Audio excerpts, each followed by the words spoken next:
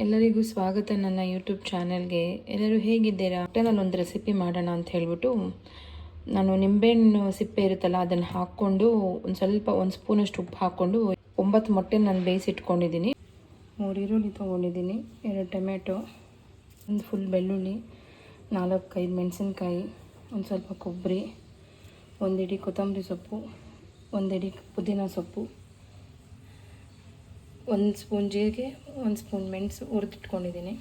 ನೋಡಿ, ಇದರಲ್ಲೇ ಒಂದು ಈರುಳ್ಳಿ ಹಾಕ್ಕೋಬೇಕು, ಮೀಡಿಯಮ್ ಸೈಜಷ್ಟು ಈರುಳ್ಳಿ, ಆಮೇಲೆ 1 ಟೊಮೆಟೊ,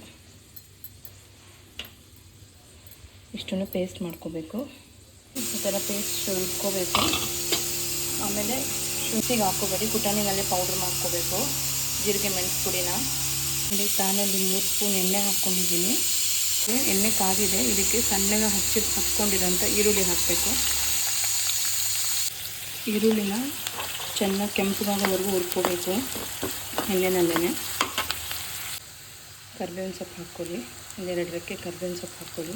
ಈರುಳ್ಳಿ ಆಗಿದೆ, ನಾನು ಟೊಮೆಟೊ ಹಾಕ್ಕೋತಾ ಇದ್ದೀನಿ. 1 ಟೊಮೆಟೊ ರುಬ್ಬೋದಕ್ಕೆ, 1 ಟೊಮೆಟೊ ಒಂಥರ ಫ್ರೈ ಮಾಡೋದಕ್ಕೆ ಸಣ್ಣದಾಗಿ ಹಚ್ಕೋಬೇಕು ಟೊಮೆಟೊವನ್ನು. ರುಬ್ಬಿದ್ದಿರಲ್ಲ ಮಸಾಲ, ಅದು ಹಾಕ್ಕೊಳ್ಳೋಣ. ನೀರು ಹಾಕ್ತಿರೋದು ರುಬ್ಕೊಂಡಿದ್ದೀನಿ.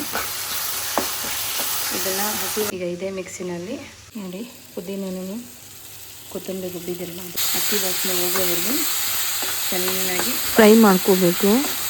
ಜೀರಿಗೆ ಮೆಣಸು ಹುರ್ಕೊಂಡಿದ್ರಲ್ಲ ಆ ಪುಡಿ ಹಾಕ್ಬಿಡೋಣ. 1.5 ಸ್ಪೂನಷ್ಟು ಧನಿಯಾ ಪುಡಿ ಹಾಕಿ ಮಿಕ್ಸಿ ತೊಳೆದಿಟ್ಟಿರೋದ್ರಿಂದ ಅದು ಮಾತ್ರ ನೀರು ಹಾಕ್ಕೋತಾ ಇದ್ದೀನಿ. 1-2 ಲೋಟದಷ್ಟು ಚಿಕ್ಕ ಲೋಟದಲ್ಲಿ ರುಚಿಗೆ ತಕ್ಕಷ್ಟು ಉಪ್ಪು ಹಾಕ್ಕೊಳ್ಳಿ.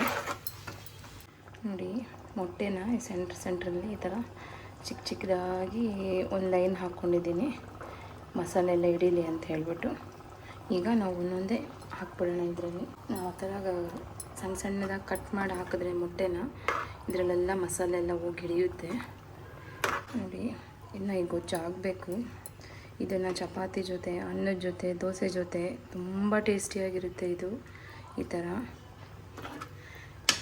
ಎಲ್ಲ ತುಂಬ ಬ್ಯುಸಿ ಇದ್ದೀನಿ ನಾನು, ಸ್ವಲ್ಪ ಹುಷಾರು ಇಲ್ಲ, ಹಾಗಾಗಿ ಎಲ್ಲರಲ್ಲೂ ಕ್ಷಮೆ ಕೇಳ್ತಾ ಇದ್ದೀನಿ.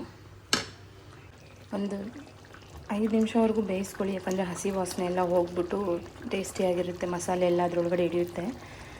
ಆದಷ್ಟು ನನ್ನ ಚಾನಲ್ನ ಸಬ್ಸ್ಕ್ರೈಬ್ ಮಾಡ್ಕೊಳ್ಳಿ, ಲೈಕ್ ಮಾಡಿ, ಶೇರ್ ಮಾಡಿ, ಕಮೆಂಟ್ ಮಾಡಿ. ಸಾರಿ, ಬ್ಲಾಗ್ ಬರ್ತಾಯಿಲ್ಲ. ಆದಷ್ಟು ಟ್ರೈ ಮಾಡ್ತೀನಿ. ಸ್ವಲ್ಪ ಕೆಲಸಗಳಲ್ಲಿ ಬ್ಯುಸಿ ಇದ್ದೀನಿ, ಅದು ಮುಗಿದ ತಕ್ಷಣ ಆದಷ್ಟು ಟ್ರೈ ಮಾಡ್ತೀನಿ ಹೊಸ ರೆಸಿಪೀಸ್ ನಿಮಗೆ ವಿಡಿಯೋಸ್ ಹಾಕೋದಕ್ಕೆ ಟ್ರೈ ಮಾಡ್ತೀನಿ ನಾನು.